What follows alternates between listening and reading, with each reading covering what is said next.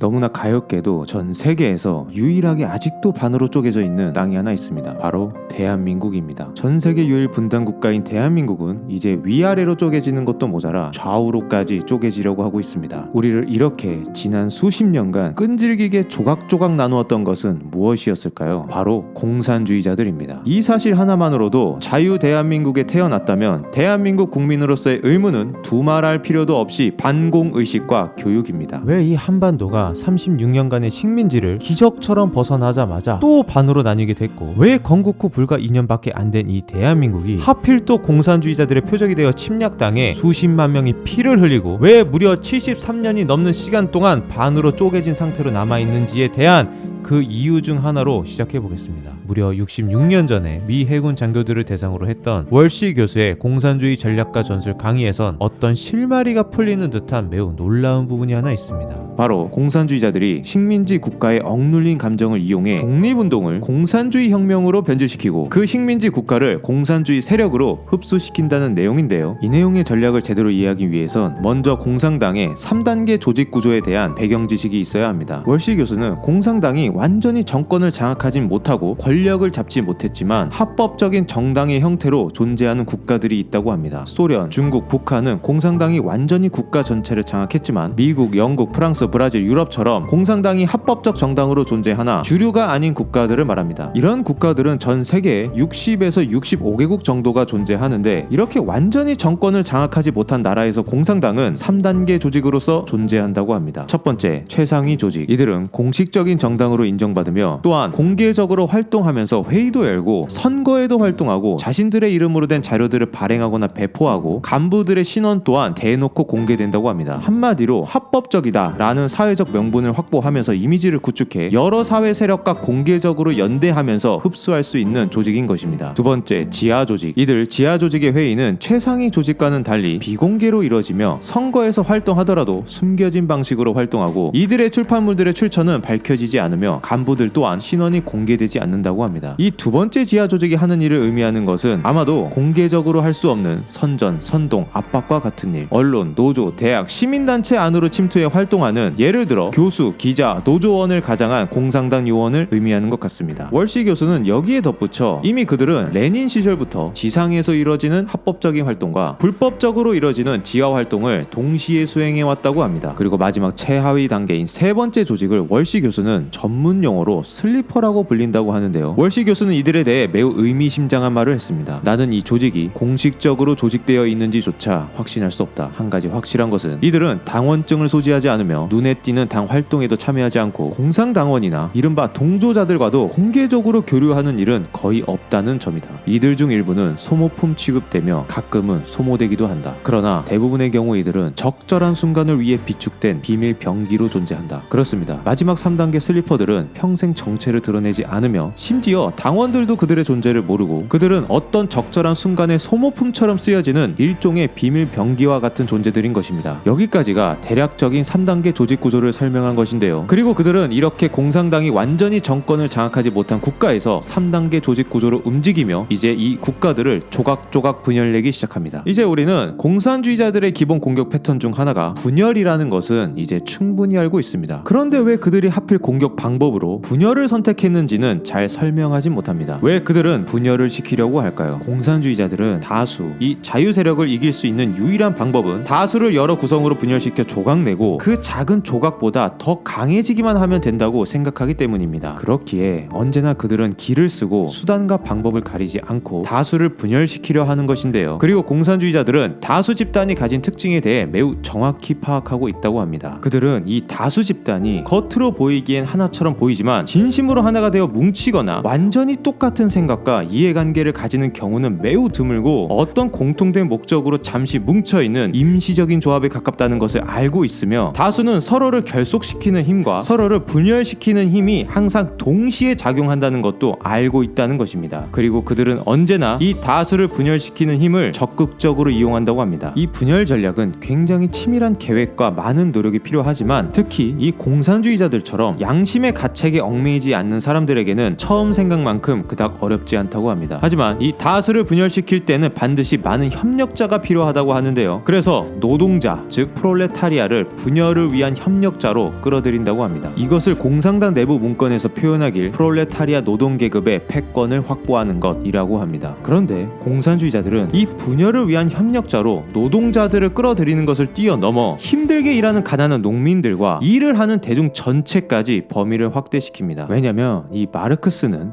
허구한 날 공산주의 혁명이 산업이 고도로 발달한 나라에서 이 산업 노동자들에 의해 반드시 일어날 것이라 떠들어댔지만 실상은 산업화가 잘 안 돼서 산업 노동자는 거의 없다시피 한 농민밖에 없던 나라들, 예를 들어 러시아나 중국 같은 곳에서 공산주의 혁명이 일어났고 또 정작 산업화가 고도로 발달한 나라의 산업 노동자들은 이 자유시장의 만족감을 느끼고 사회와 잘 융화되어 안정된 임금, 일자리 보장과 같은 더 나은 조건을 위해 자본가들과 협력을 하며 살아가기에 공산혁명을 원하는 인원이 거의 없다시피 했기 때문입니다. 이를 뒷받침하는 근거로 실제 레닌이 했던 발언이 있습니다. 노동자들을 그냥 놔두면 그들은 자본가와 협력하는 쪽을 선택할 것이다. 우리는 이것이 일어나도록 놔두어서는 안 된다. 우리는 노동자를 장악해 우리가 원하는 방향으로 이끌어야 한다. 이런 실상들로 인해 그들은 혁명을 위한 인원을 어떻게든 확보하기 위해서 산업 노동자들을 끌어들이는 것을 넘어서 어쩔 수 없이 힘들게 일하는 가난한 농민들과 일하는 대중 전체까지 끌어들여야만 했던 것입니다. 그런데 여기서 중요한 부분은 공산혁명을 위해 이 농민까지 끌어들이는 확대 전략이 1927년 마오쩌둥에 의해 시작됐다는 것입니다. 지금 이 부분은 특히 2026년 현재까지 반으로 갈라져 있는 어느 나라의 국민들에게 아주 중요한 부분입니다. 중국은 초창기 노동자 중심의 공산주의 운동을 했었지만 일찌감치 자신들에게는 산업 노동자가 없다는 당시 중국 사회의 현실을 빠르게 깨닫게 됐고, 마오쩌둥은 중국에서 공산주의 혁명은 농민들이 주도해야 하고 그 다음이 산업 노동자가 되어야 한다고 가르치기 시작합니다. 월시 교수는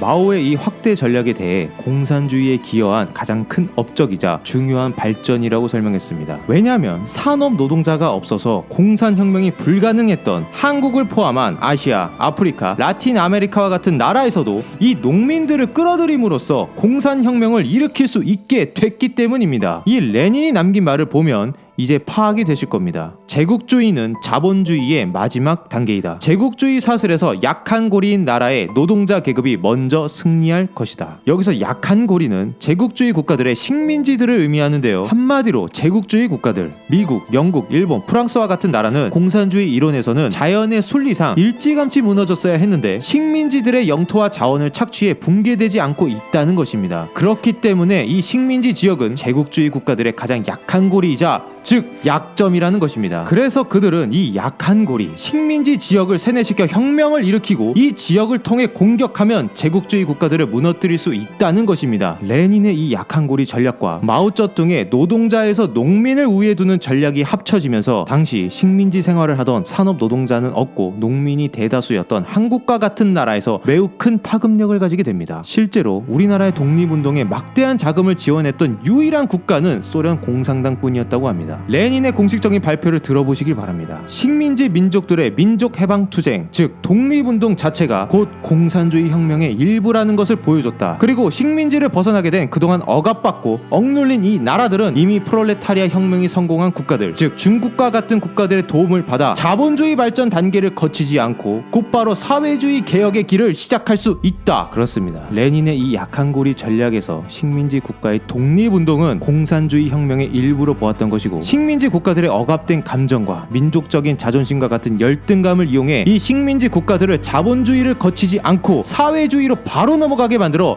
공산주의 세력으로 흡수시키고 제국주의 국가들을 무너뜨리는데 이용한다는 것입니다. 여러분, 왜 이 한반도가 36년간의 식민 생활을 기적처럼 벗어난 뒤 나라가 건국된 지 고작 2년밖에 안 돼서 소련, 중국, 북한 공산주의자들의 침략으로 완전히 반으로 쪼개져 지금까지도 전 세계 유일 분단 국가로 남아있게 됐는지 이해가 가시나요? 그리고 이 공산주의자들은 여전히 멈추지 않고 우리를 성별로, 세대로, 지역으로, 이념으로 갈라치고 혐오하게 만들어 조각조각 반으로 분열시키고 있습니다. 저는 개인적으로 월시 교수 강연에서 이 부분을 가장 뼈저리게 알아야 할 대상은 미국 장교들이 아니라 바로 대한민국의 국민들이라 생각이 들었습니다. 전 세계 그 어떤 국민들보다도 공산주의가 무엇이고 공산주의자들이 누구이며 얘네들이 도대체 어디서 뭘 하고 다니는지 빠삭하게 알고 있어야 하는 위치와 역사와 아픔을 가지고 있기 때문입니다.